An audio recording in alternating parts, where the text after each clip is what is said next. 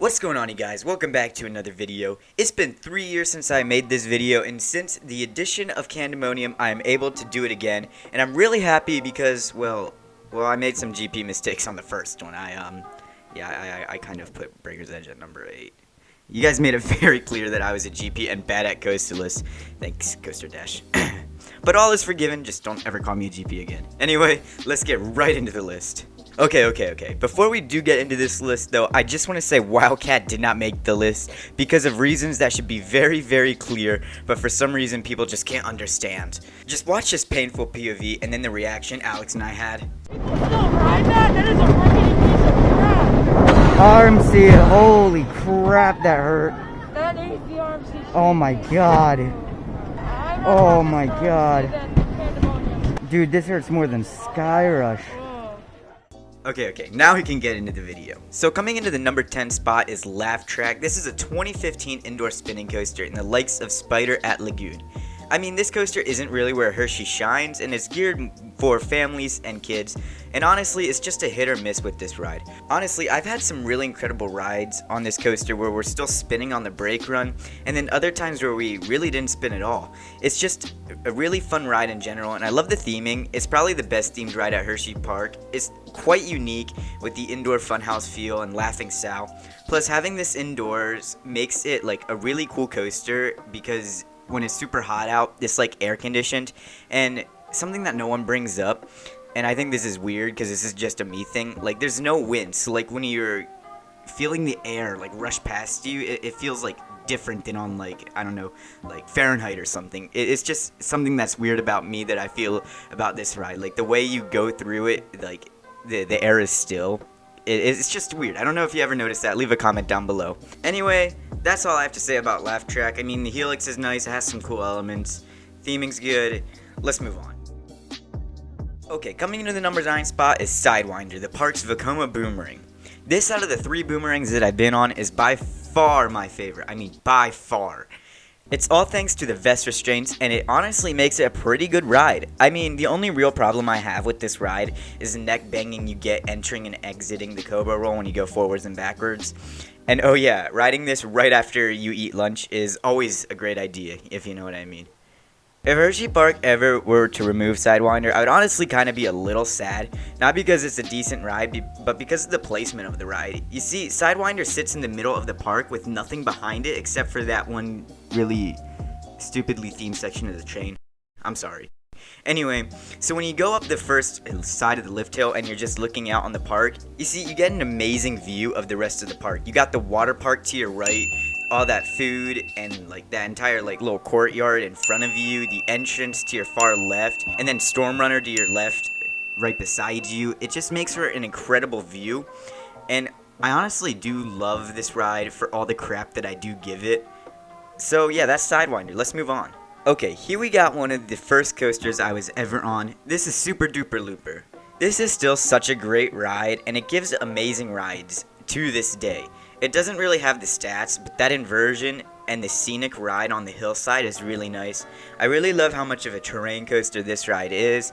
Going down the hill and then back on top of it and through the tunnel and the helix, it just is all super fun. And I used to love it as a kid, and it's also so amazing when you pass Great Bear on that creek section of the ride. It makes for like this really cool like dueling interaction. It's hard to explain, and it's like none of it's got caught on camera, but it's just, you know what I mean if you've ever had this experience. The way Great Bear's going and you hear the roar and then you're zooming past and there's the trees and everything. It's just super cool. I love this ride. Let's move on. At the number 7 spot is a coaster I've been riding my entire life. It's Comet. Comet is a super underrated ride. I love this ride so much, and I know that it has its fans too. Some people even go so far to say that it's the best wooden coaster in the park. I do have to disagree with that, but nevertheless, it's such an amazing ride. The airtime doesn't compare to Phoenix, but you do get pretty close in the front row. And the placement of this ride, along with all the factors it has going for it, make it such a great ride. I mean, I love being right under Skyrush, and being on that pond, it's super nice, and just on a warm summer sunset evening, it's just a great ride, super fun. You have that warm, humid air rushing past you, and like, it's just a really great ride. Last ride of the night. And I mean, it's great because you start at the bottom of that huge hill and then the exit puts you at the top of that huge hill. So you don't even have to walk up the hill if you ride this ride. You know what I mean. If you ever been to Hersheypark, you know exactly what I'm talking about. So next up we have the most controversial coaster on this list. At number 6 is Lightning Racer, the dueling GCI at the back of the park. I've said this before and I'll say it again, this is a good coaster and I don't know why so many people have a problem with it. I do get airtime and do feel forces on the turnarounds, so when I hear people complain, it always confuses me because they always make it sound like it's such a bad ride. Granted, I wish these forces were a little stronger, but regardless, it is such a fun coaster. You always race and I always feel like this coaster gets faster and faster in that twister section between the two turnarounds. It's such a fun ride and I think it's a great front row coaster.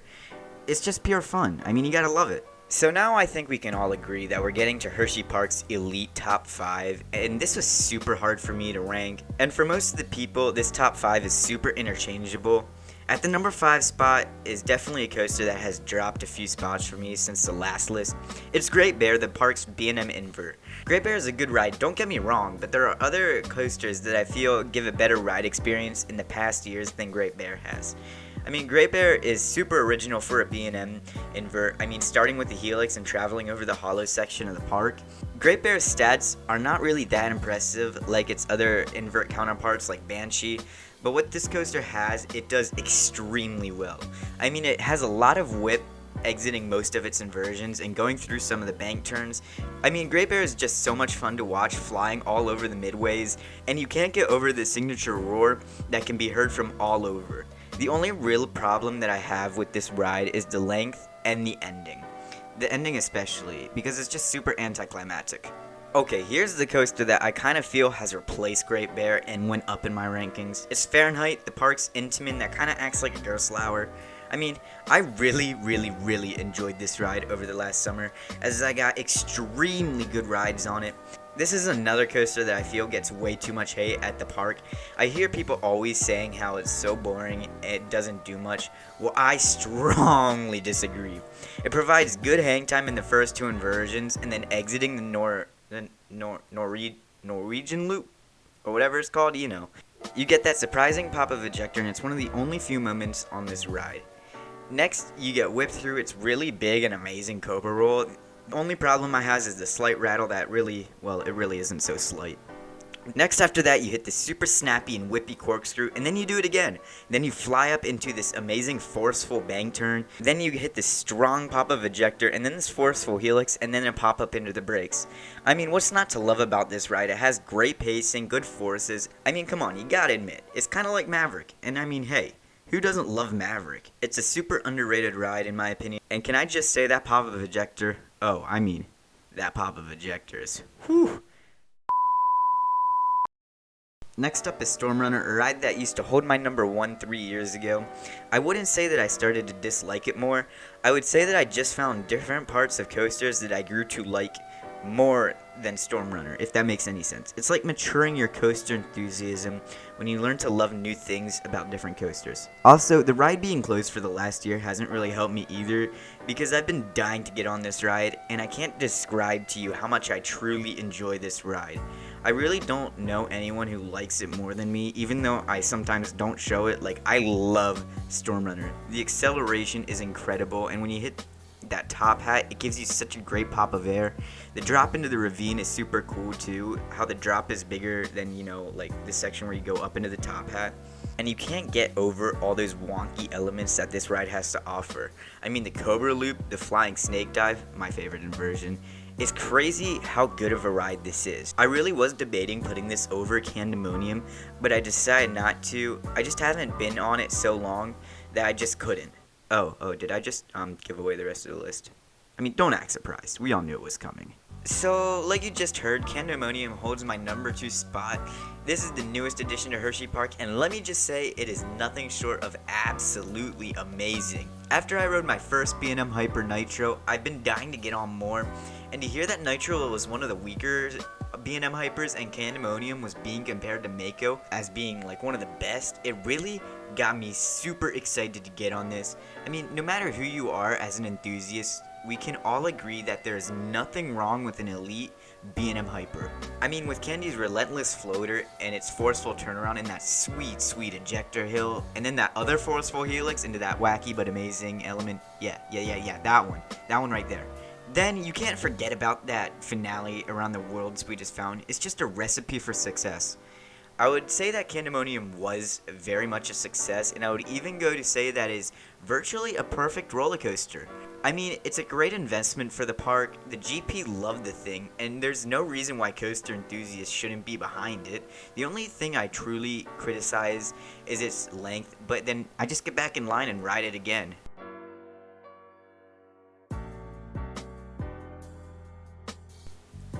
Okay, this leaves us with one coaster left, and the coaster that Hersheypark is arguably known for. Skyrush, the Intimate Hyper on steroids. I mean, oh my god, where do I start? I could talk about this all day. I could talk about the drop that is freaking amazing. It's one of my favorites. Or the valley of the first drop. In the back row, you feel like you get hit by a train. I could talk about how it has some of the strongest ejector of any coaster. I mean, what, don't you pull over like 2 Gs on both of those 2 ejector hills? I could tell you how incredibly intense this coaster is and all the forces that it pulls. Or I could just talk about the Stangle Dive, one of my favorite elements on any coaster. Then there is that S-Hill, where Skyrush legit tries to amputate your legs. The funny thing is, I'm not even lying. Then there's the trains, that many find flawed, but to me they are perfect. Name me one other coaster that gives you as much room as Skyrush, one that offers you the experience that Skyrush's trains do. The lap bars that Skyrush has. Turns out you can. I'm not really copying OK Coasters, but all the points he really brings up in his Skyrush video make you appreciate this ride so much more, and I really encourage you to go watch his video. There'll be a link in the description. One point he really does bring up, and I'm going to say in this video, you don't know what you have until it's gone. Just imagine Skyrush closes. I mean, no matter how much you hate Skyrush, I think every coaster enthusiast, and maybe some of the general public, would cry. It really does make me sad though. Skyrush was seen as a fail, and it really doesn't have any virtual lines, which in a way is bad because Hersheypark wants it to be successful, but then that also makes it good for coaster enthusiasts, like, because we get to ride it non-stop. I mean, marathoning Skyrush is probably one of the best things in the world, let me tell you. Okay, you guys, that is my video ranking Hersheypark's top 10 roller coasters. I hope you all enjoyed. Sorry that little Skyrush fiasco got kind of long. Anyway, if you did enjoy this video, please leave a like, subscribe. It helps out the channel greatly. We're trying to reach 500 subscribers by the end of 2021. I think we can definitely do it. And yeah, I'll see you guys in the next one. I'm doing more of these videos. I really like them. And after my top 25 roller coasters and then what's next for Hersheypark kind of blew up for the size of my channel, I really like doing these, and I think I'm going to do more of them. So yeah, thanks a lot. Leave a like, subscribe, and I'll see you all in the next one. Bye-bye.